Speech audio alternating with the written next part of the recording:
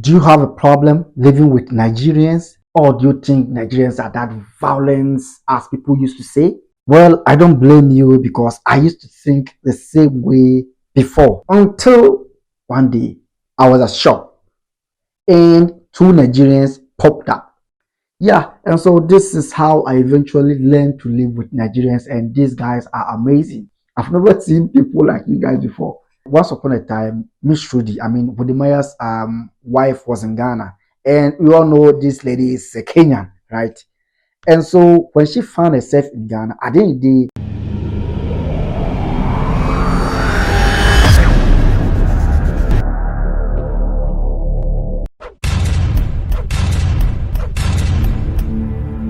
welcome back to another episode of the day. Once again, my name is Godwood. You can call me the street guy.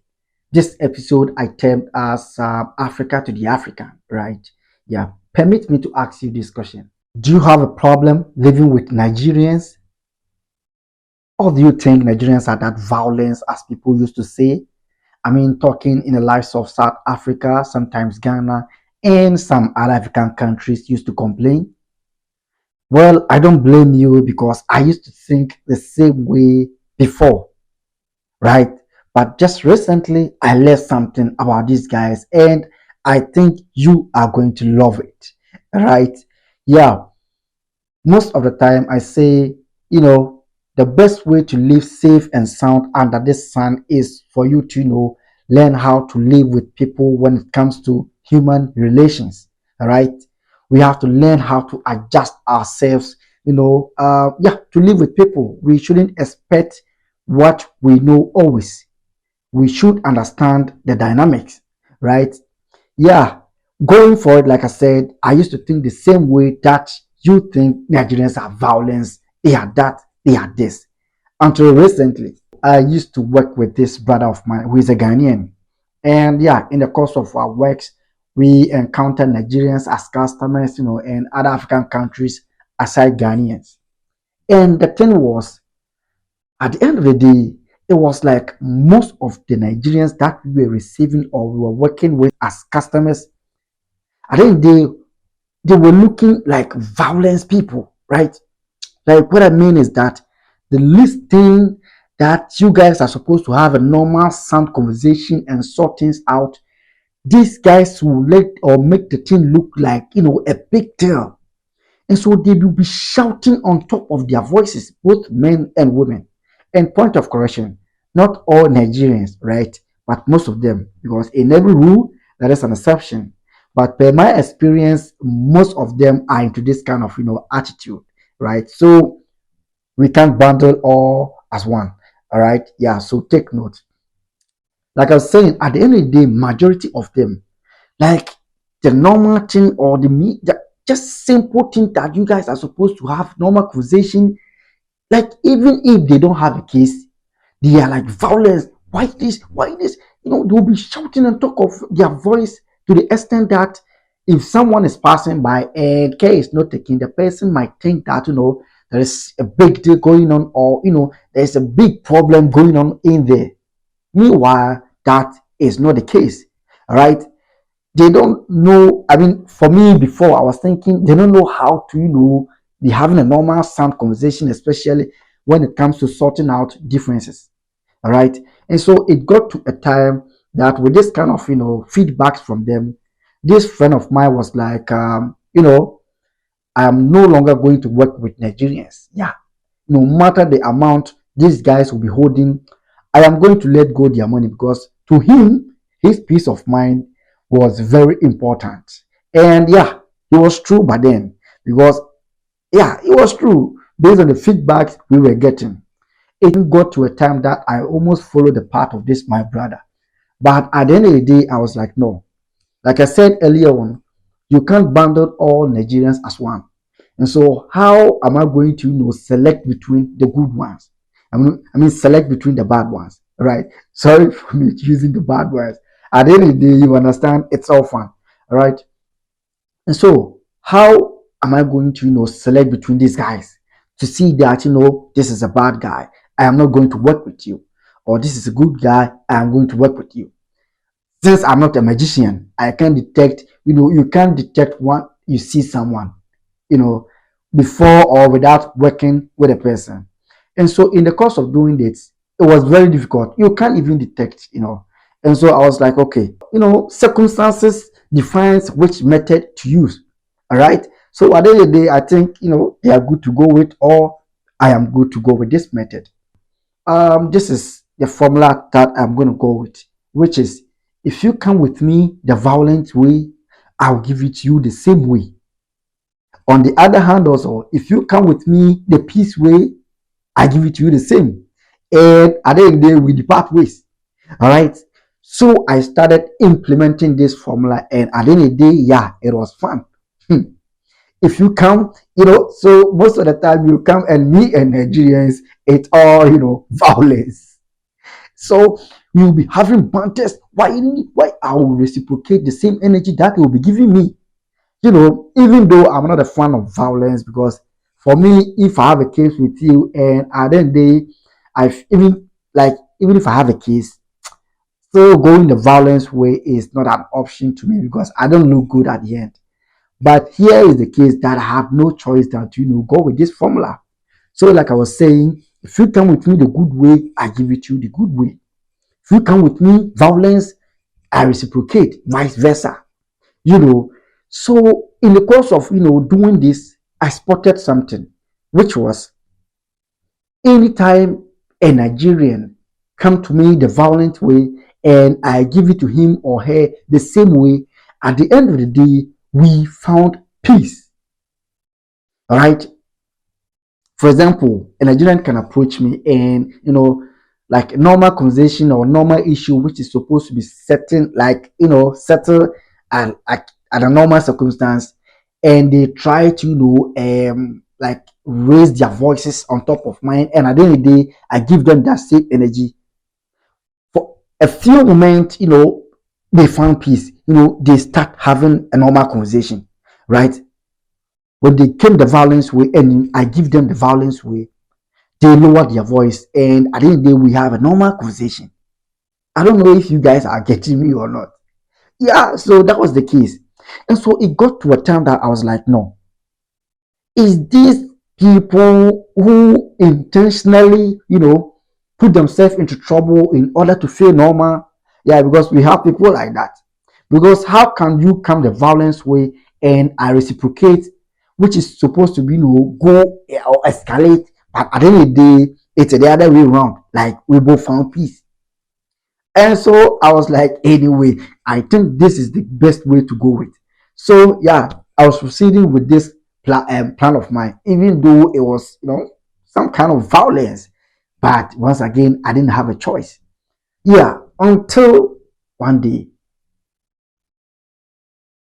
I was at shop and two Nigerians popped up. It was a guy and a lady. And yeah, I believe they were dating. Yeah, from the look of things. Yeah, and so when they came to my shop, I was already attending to people, so they may have to wait. And yeah, and so while in the course of waiting, they were having a conversation. And in the conversation, the guy's voice was on top of the lady to the extent that I was even annoyed, even though it wasn't, my problem. But I was annoyed. So I was having in mind that, my guy, I was, having this thought in mind that, how can you be talking to a grown-up lady in this manner? Like, is everything okay with this guy? And so, guess what? Before I could think of, interfering, because I was about to say, like, bro, why?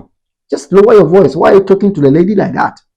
But guess what? Like I said, before I could think twice, the table turned, which is the lady. I don't know what happened, but the lady also started ranting and banting, like giving the same energy that the guy was giving her back to the sender. So the lady was like, why did violence? I don't want to be shouting, like, I don't want you to show you guys the exact, situation, because I may end up blowing your ears. And at a point, as soon as the lady also gave the same energy the guy was giving her, at the point they both find peace and they started having, a sound, normal conversation as every rational human being would do. Sorry to use this word. Really, like what's going on? Oh my goodness. And so I was like, so I'm right, or I was right that these are people that, they have to put themselves into trouble before they feel normal. Because it was obvious that after the violence, they both found peace and they were having a conversation like nothing of that nature has ever happened between them. It was all fun. And let's I forgot, anytime, like I said, I have banters with these Nigerians back in those days. And at the end of the day, I go the violence way and we both found peace. The next minute, it's all fun. And the next day, when you meet them, I mean, it's like nothing of that nature has happened. I don't know if the violence strengthened the relationship. The friendship relationship. I don't even know how to put it, but and so the day I was like, no, no, no, no, no. Isn't this funny? Because under normal circumstance, and the reason why I found these people amazing is the fact that, like for example, when you have a violence, conversation with a Ghanaian, the next day or the next minute when you guys meet, bro, still there is heat, there is tension between you guys, right? You can't even talk to each other. That is between Ghanaian and Ghanaian, or between Ghanaians.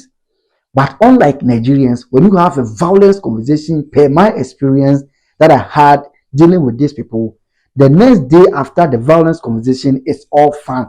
Like, I think it's like we are friends. My goodness. Anyway, so I think it's all good. Like I said, Africa to the African. And, in a whole, I don't blame these guys, right? Yeah, because sometimes the society within which we find ourselves, if you don't take care, it will shape you without your knowledge, right? Yeah, that is why, sometimes as soon as one opens his or her mouth to talk, one can easily detect where the person is coming from. Yeah, and I learned, because of the overpopulation in Nigeria, sometimes it's more like state of anarchy. The fittest survive, right? And so if you lose guard, people will run over you, all right? Yeah. And so for me, I think, yeah, it has become part of most Nigerians, even though they are not bad. But like I said, if you don't take care, by the time you realize, you have become part of the community. And that is what is happening as long as my fellow Nigerians are concerned. But at the end of the day, I love this guy so much because after detecting how to live with them, bro, it's fun. It's awesome, bro. And that is the reason why I call for Africa to the African, right? It's about time we get to know each other in the best way. Because if you know this is how Nigerians are, at the end of the day, I don't think you will even find it more difficult, or you will be get carried away by surprises. For example, if you think you're having a more conversation with these guys and at the end of the day, they start ranting and banting, you will know that it's one of those, and at the end of the day, you are going to find peace. So you know, you know how to adjust yourself, to meet them. Once upon a time, Miss Trudy, Wodemaya's wife was in Ghana, and we all know this lady is a Kenyan, right? And so when she found herself in Ghana, at the end of the day, I think according to her, some Ghanaians were thinking she is rude, she don't respect, blah blah blah, right? And I didn't blame Miss Trudy because according to Miss Trudy, from where she's coming from, it's normal for them to be calling people by their names straightly. For example, when you see your elder brother, you can just call him by his name straightly, like let's say Kwame, Kojo, or Bernard, without attaching things like Bra Kojo or Sister Adua, Sister Bernard, those kind of things. Right? For Miss Trudy, it is normal at where she is coming from. It's normal. But here is the case that when you come to Ghana, you can't address like even your elder brother as or yeah, as his normal name, like Kwaju. No, by the time we realize, you chop some knocks, you know, yeah.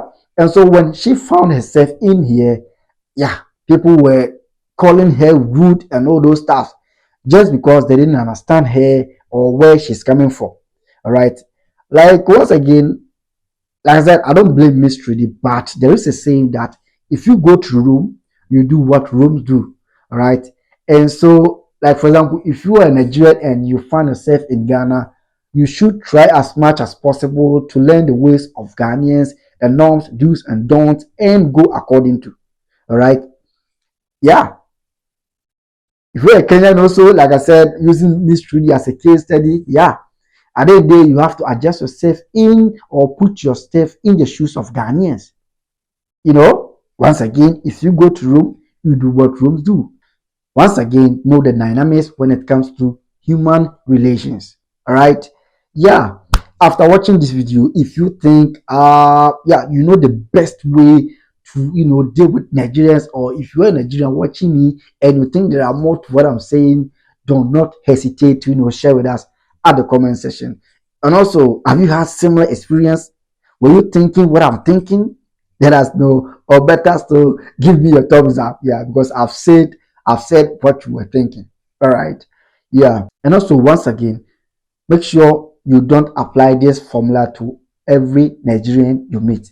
Because, like I said, in every rule, there is an exception. Right? There are amazing people in there that, if not for their accent, you will never know they are Nigerians. Trust me. They are awesome. They are nice, bro. Not in in looks, but in dealing with them, behavior wise, bro. Yeah. And so this formula doesn't apply to every Nigerian. All right. Yeah. Yeah. And so this is how I eventually learned to live with Nigerians, and these guys are amazing. I have most of them as my friends, and they are awesome.